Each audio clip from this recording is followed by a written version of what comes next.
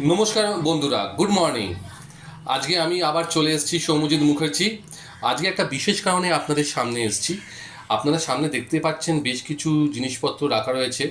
তো আজকে একটা ডিশ পাপিয়া তৈরি করছে, তো আমি ভাবলাম তার রেসিপিটা আপনাদের সঙ্গে শেয়ার করি। ডিশটার নাম হচ্ছে, পাপিয়া একবার বলো কি করছো আজকে। এটা একটা ম্যাঙ্গো চিজ কেক।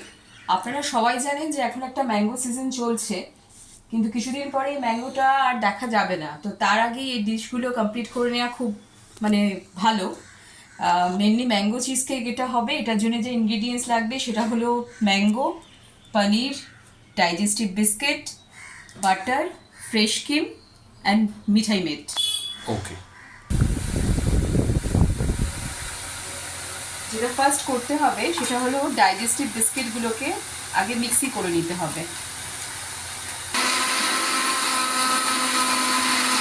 এরপরে এই গুঁড়ো বিস্কিটগুলোকে একটা পাত্রে বার করতে হবে। এর মধ্যে মেল্টেড বাটারটা দিয়ে দিতে হবে,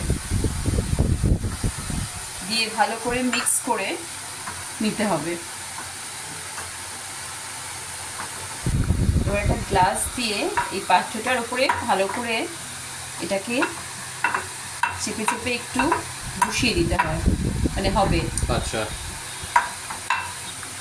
এরপরে মিক্সিতে আপনাকে পনির, ফ্রেশ ক্রিম অ্যান্ড মিঠাই মেদ আর একটু আম দিয়ে ভালো করে ব্লেন্ড করে নিতে হবে। আচ্ছা, 200 গ্রাম পনির, মিষ্টি আপনি যতটা খাবেন ততটা, আর ফ্রেশ ক্রিম 200-র মতো। আচ্ছা।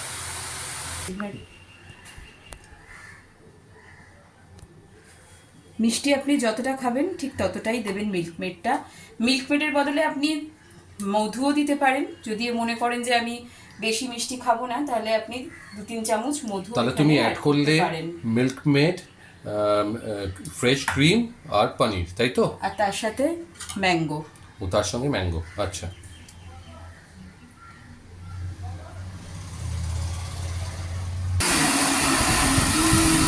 এটা মিক্সি হবে, এটাকে পুরো একসাথে ভালো করে মিক্সি করতে হবে।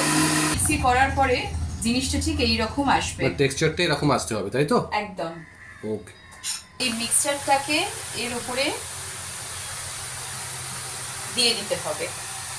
আচ্ছা।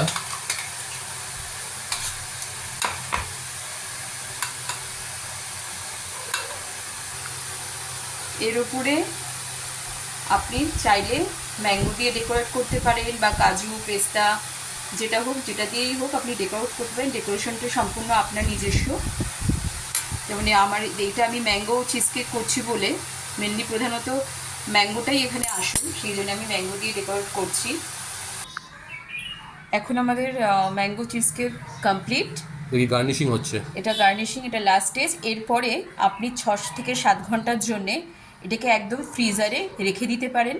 রেখে দিয়ে 6 থেকে 7 ঘন্টা পরে আপনি বার করে টেস্ট করতে পারেন যে কেমন হলো আপনার ম্যাঙ্গো চিজ কেক। এটার ম্যাঙ্গো চিজ কেকের বদলে আপনি স্ট্রবেরি বা লেমন পাই, যেটা লেমন দিয়েও, বা পাইনাপেলও দেওয়া যেতে পারে, তো পাইনাপল দিয়েও চিজ কেকটা করতে পারেন, যে ফ্লেভার আপনি বানানা দেওয়া যেতে পছন্দ পারে। করেন। হ্যাঁ, যে ফ্লেভার আপনি পছন্দ করবেন। দেখতে তো দারুণ লাগছে। আমার তো মনে হচ্ছে আমি এক্ষুনি হামলে ফ্লোরে এটাকে খেয়ে নিই, কিন্তু না, এটাকে এখন ফ্রিজে দিতে হবে। থ্যাঙ্কস পাপিয়া, এই সুন্দর এই প্রিপারেশনটা আমাদের দেখানোর জন্য, আমাদের দর্শক বন্ধুদের সঙ্গে শেয়ার করার জন্য। একবার প্লিজ স্ক্রিনের সামনে এসে একটু হাই বলে দাও। Hello. Thank you, thank you. বন্ধুরা, আপনারা আমাকে জানাবেন আজকের এই প্রিপারেশনটা আপনাদের কেমন লাগলো। যদি আপনারা আপনাদের কমেন্ট বক্সে, আমার যে কমেন্ট বক্স আছে সেখানে প্লিজ কমেন্ট করে জানান। আর সবশেষে যেটা আমি বারবার বলি, এরকম আরও অনেক রকমের ইন্টারেস্টিং ভিডিও এবং শর্টস দেখার জন্যে আমার ইউটিউব চ্যানেল সৌম্যজিৎ মুখার্জিকে লাইক অ্যান্ড সাবস্ক্রাইব করবেন, এবং প্লিজ করবেন, এবং আপনাদের বন্ধুবান্ধবদের বলবেন, ভুলবেন না কিন্তু। আবার কোনো নতুন ভিডিওতে আপনাদের সবাইকার সঙ্গে দেখা হবে। টাটা।